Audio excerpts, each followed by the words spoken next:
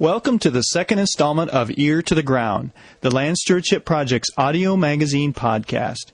Ear to the Ground features interviews, reviews, news, and field reports related to sustainable agriculture, family farming, local food systems, and local democracy. I'm your host, Brian DeVore, editor of the Land Stewardship Letter. This installment of Ear to the Ground is a follow-up to our first program, which focused on Frances Moore Lappe's recent visit to Minnesota. In a talk she gave on November 18, 2005, during a Land Stewardship Project fundraiser, Lappe laid out the difference between thin democracy and living democracy. She then profiled several real-world examples from here and abroad that exemplify living democracy in action. Lappe, who recently published a book called Democracy's Edge, Choosing to Save Our Country by Bringing Democracy to Life, also talked about how we can work to make living democracy a reality in our daily lives. During this edition of Ear to the Ground, we will feature the first part of her November 18th talk. The second half of her talk will be featured in a future podcast. But first, here's an excerpt of an interview I did with Lappe while she was in Minnesota. Among other things, we talked about how in her writing and speaking, she uses a combination of facts, analysis, and real-world anecdotes of living democracy in action to get her point across. Lappe also discussed how we can deal with our own fears when we try to practice living democracy. In fact, she concedes that fear is an issue that she has to learn to manage herself. The danger of using anecdotes, they're great. I mean, that's what it is that I think we need more of that to kind of tell these stories, because people react to stories rather than just being told a theory or right. Being preached at or whatever. But always the danger is that looking back several years at something that's been held up as an example is that maybe things didn't go right, and so you need that overlying. Yes. Well, it's interesting that you say that, because since this book, Democracy's Edge, started as an update of the Quickening of America, and then became its own entity. But I was so nervous going back to the stories that I told in the Quickening of America, because again, the media is not covering them, so even I, who think I'm, pretty with it and tuned in, I thought, well, maybe a lot of these have just died, and so my whole message about living democracy emerging is going to be put to a lie. And what I found again is that, yes, there were some that weren't as strong examples or didn't exist anymore, but by and large, each one of the stories that I told in that earlier book, now written 12 years ago, have just incredibly grown in power, in depth of complexity, sophistication. So that tells you something. Yeah, it does. And so I find that the art of this is you just said it, is going back and forth between, telling the stories so that people can imagine themselves, because I believe we very much are social mimics, and we think we can do it if we see somebody else do it, and at the same time pulling back to see, okay, what are the big principles here that really are the rethinking, because we also carry around these mental maps, and to even understand the significance of, say, what the Land Stewardship Project is doing and starting and helping people get started in farming and in resisting factory farming by enabling people to organize at the very local level and putting that in the framework of democracy. That to me has power, because you're giving them a larger values framework in which to understand what they're doing. And I think all of us need that if we just feel like we're just some little random protest action, it's very disempowering. If we can see ourselves as part of what I feel that the folks who are, the 30 victories that you all have had against corporate factory farming, that is part of a global, not just national, but in hopes that, we talk about the global movement of farmers standing up, and there are now international networks like Via Campesina, where saying no, family farm agriculture is the most efficient and the most sustainable, and clearly the most culturally rich way that we can support ourselves. One thing I like about your book is you admit in several places that you've been practicing or trying to practice living democracy yourself and fighting the good fight for the better part of 3 decades, you still get scared. You know, you talked about a meeting you went to. It was 2 candidates who were going to debate, and you feel like you didn't handle that as well as you liked. And I like the fact that you admit you're scared, but I was a little bit surprised that you still you're afraid of being embarrassed and all the things that we all, average people think about. I think fear is the greatest enemy of democracy. Certainly the greatest enemy of democracy as I'm describing it in this living way. Because here's how I interpret it to sort of take myself personally off the hook and on the hook, and that is that I think as we evolved, when I look back and try to imagine being out there on the African savannah, we knew that if we separated from the pack, that we were probably going to die. Mm-hmm. So it is really scary to separate from the pack, to say, no, I think I have a better way. And yet, now, more and more of us are seeing that, metaphorically speaking, the whole pack is about to head over the Victoria Falls there with a 400-foot drop-off. Right. And so in that circumstance, being alive right now, where we can see the dominant pack, if you will, is headed toward disaster, then to separate means we're affirming life, not denying life. And it might mean even directly life, certainly for us, but certainly life for the planet as well. And so we have to rethink those fear sensations, because I think, at least in me, they seem pretty hardwired.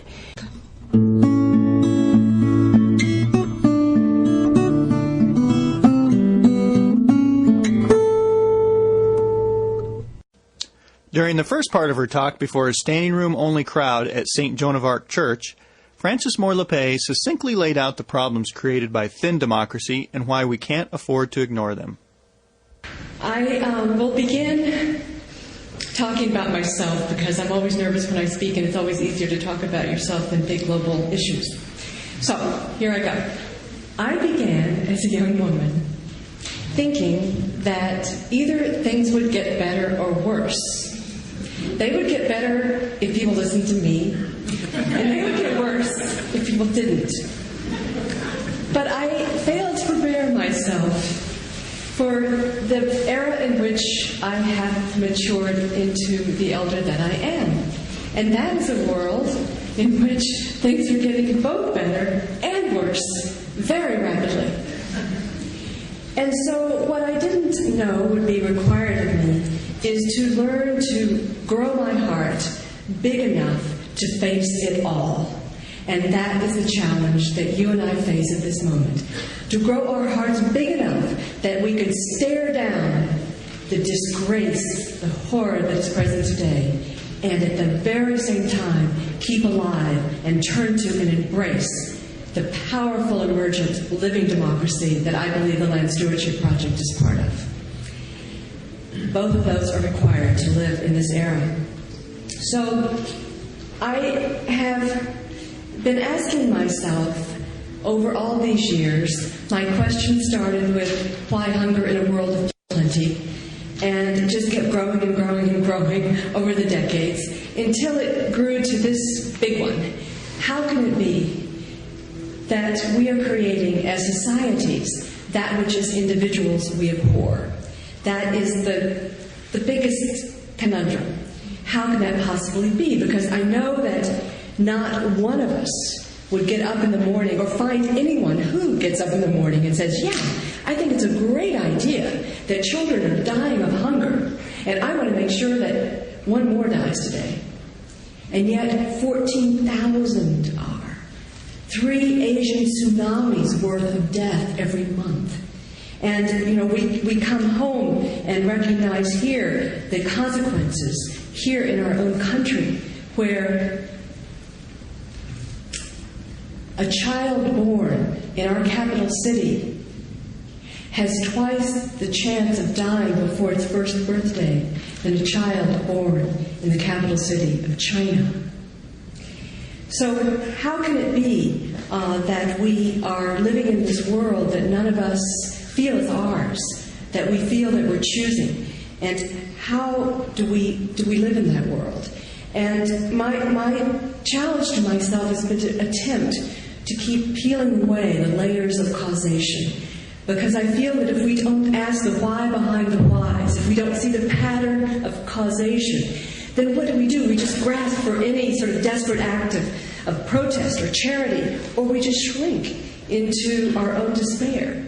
And so my sense is, if we can somehow find a way to see the causes of our decline, that why are we at the edge, then perhaps we can see those entry points to begin to shift the pattern, and we will not act out of desperation. So that really has been what I have been attempting to do throughout these decades. And so the question is, I've asked, okay, what could be powerful enough to have us creating this world that none of us really is choosing? And I've come to believe that there's only really one thing that powerful, and that is the power of ideas, as strange as that may be. And I was very much influenced in this realization through the work of many great seers over time, but in particular, one book I read about 8 years ago, and many of you of my generation, I want to say my generation, I point to my hair so you know what generation that is. One person who's influenced me so greatly is Erich Fromm, and his book that I read 8 years ago called The Anatomy of Human Destructiveness. And in that book, Erich Fromm says this: it is man's humanity that makes him so inhumane. It is man's humanity that makes him so inhumane.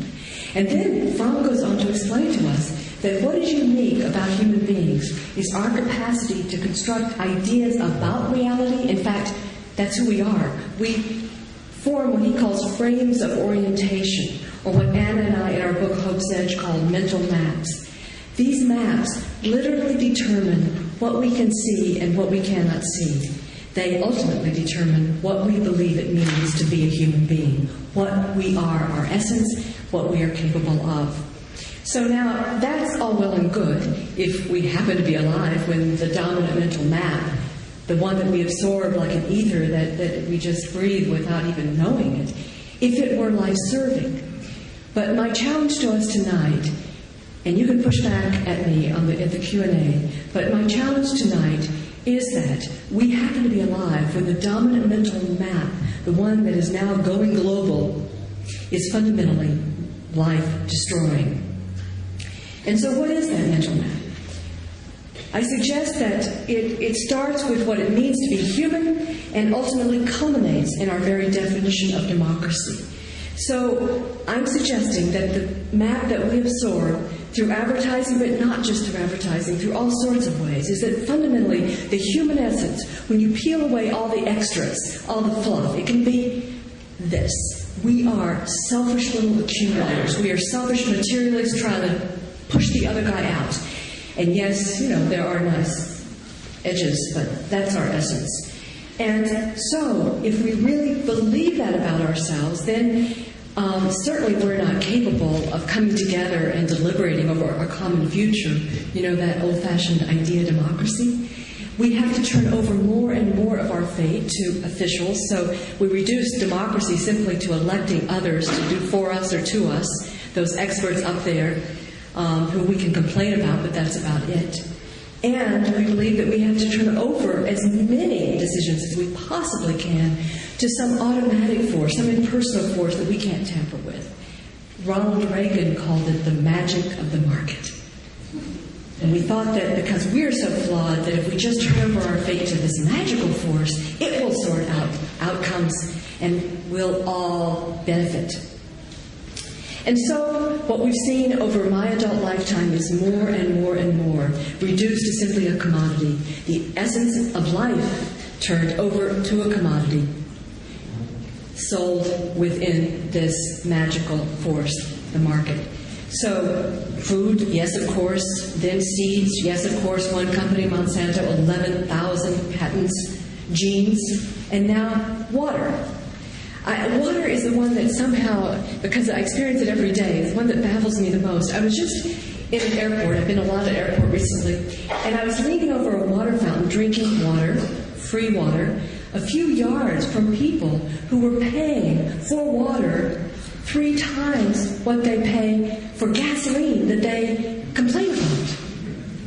And it was such a moment of realization, the power of our mental map, that once we give ourselves over to this impersonal force, that I'm going to get into this in a moment, but we then believe that it is so mystified that if it's bottled and sold to us, we must need it and we must be willing to pay for it. Even I once calculated, I was just in a hotel here in the city where the bottled water they were offering me came out to about $15 a gallon. I didn't buy it, and I was in the South Station, the train station in Boston not very long ago, and I was rushing for the train, and I rushed up to the concession stand and I said, "Could I have some tap water?" And the lady said, "What's that?" This is in a blink of historical time, of course.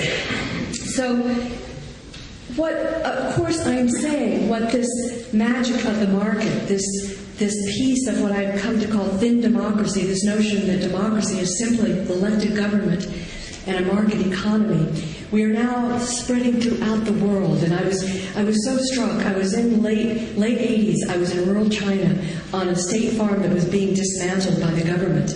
And I was walking to breakfast, and there were these big posts with speakers, loudspeakers on them, and they were blaring these messages in Chinese. And I figured these were the same loudspeakers that had been blaring out the Mao, communist slogans. But now they were going toward capitalism, so I was trying to figure out, what are they saying to us? And so I asked the interpreter, "What are we hearing at 7 a.m.? And he said, "The market is a glorious path, and it will make us all wealthy." It is the market religion. And so what I'm suggesting, though, is this exportation of thin democracy. It's not just any kind of market that is the market that we absorb here and we come to becomes our mental map. It is a peculiar notion of a market based on one rule. Most of us think about supply and demand, but actually behind it all is one rule, and that is highest return to existing wealth. Corporate decisions are based on highest return to shareholders, highest return to the people who already have the wealth.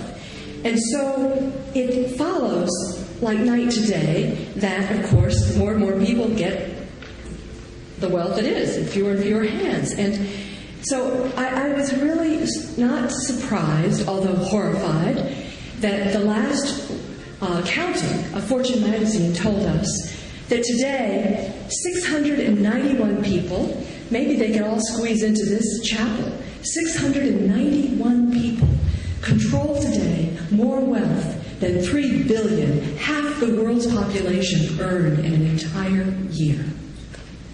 Now, I'm saying this is not an aberration. This is the logical consequences of the mental map that you and I breathe in and day out. Now, of course, the consequences of this thin democracy notion of the one-rule economy means that the market, which we prize for its openness and competitiveness, ends up killing itself, as we see, of course, in the grain trade today, where two companies control almost half of the world's grain. Or I look at food itself, more broadly speaking, and I'm so aware in my adult life what has happened. Part of what keeps alive this notion of thin democracy is the idea of choice. And we walk into a supermarket and we see 30 to 40,000 food items, and we think, oh, wow, do we have a competitive market? Because what we don't see is that 10 corporations are bringing us half of those items. So when we grab the Kraft cheese or the Miller's beer or the Altoids mints or the Maxwell House, we don't realize that it is one company. What company is that?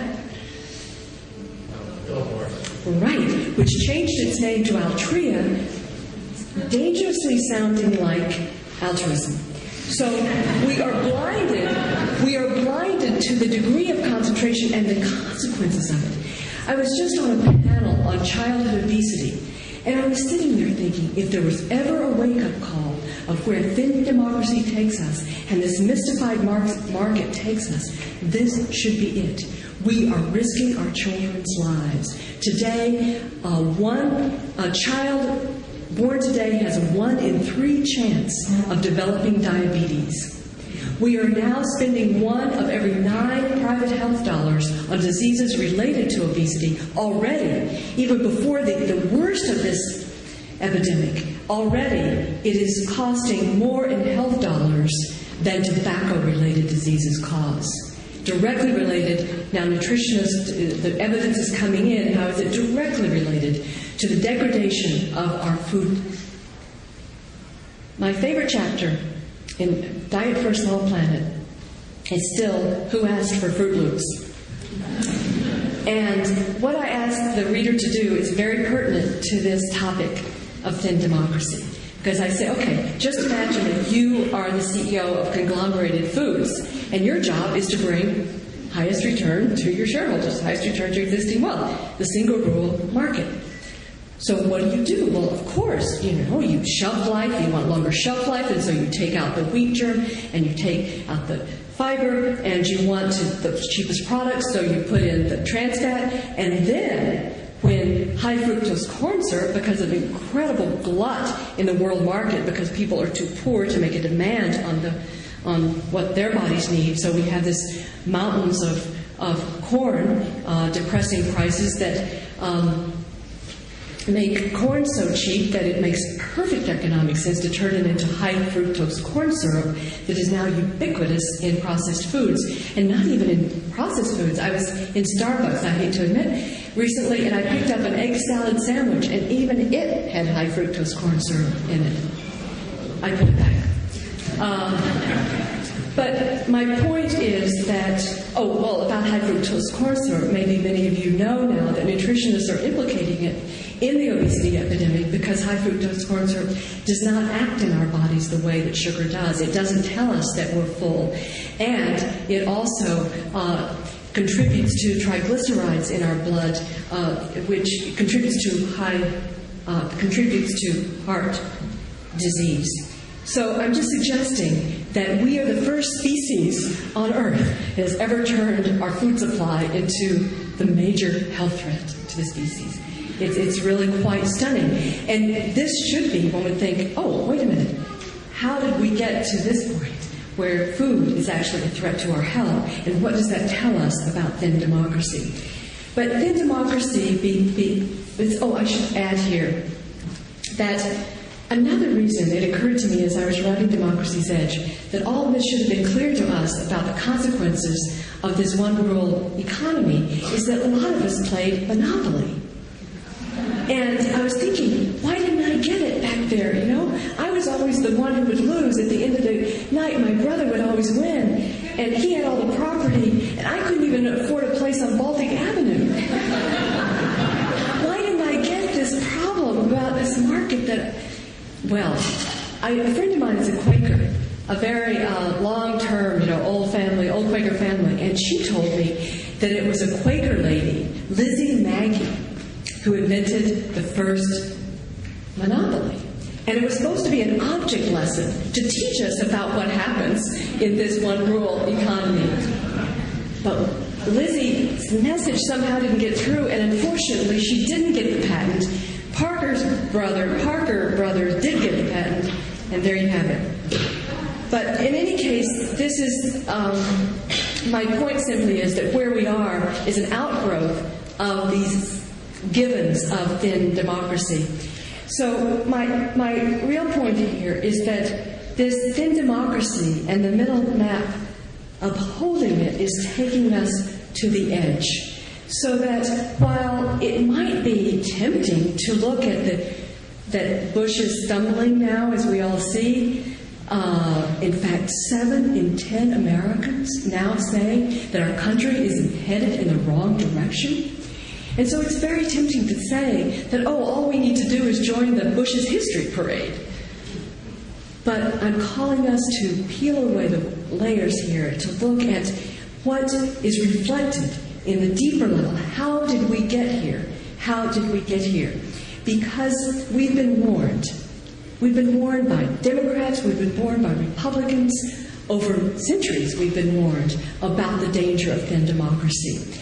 But by no one more eloquent, I believe, than Franklin Delano Roosevelt. In April of 1938, Franklin Roosevelt said to Congress in a session talking about the threat of monopoly.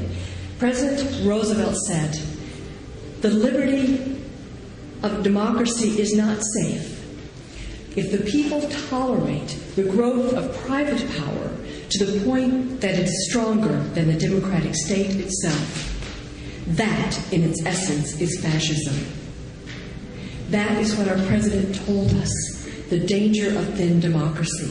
And of course, part of that danger is that once you have, and what he was getting at here, is once you have such tight concentration of control, 1% of households controlling more wealth than 95% of households put together, you have such concentration that it infects and corrupts the political system.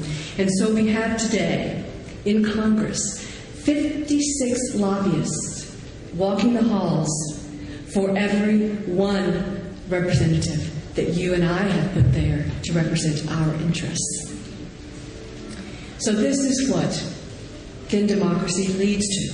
It is always vulnerable to takeover by a narrow, unrepresentative group. So here we are. Here we are. The crisis I'm suggesting is not Bush, not Cheney, not their deception. It is thin democracy itself. It is the assumption that market exchange and elections are democracy, when thin democracy inevitably is vulnerable to takeover by a narrow, unrepresentative elite. So I was doing a radio interview in Tucson, and having said this, the interviewer said, "You know what, I think you've named this wrong. You should really call it thin ice democracy." So I want to go back to press now and correct the name that I'm giving our predicament.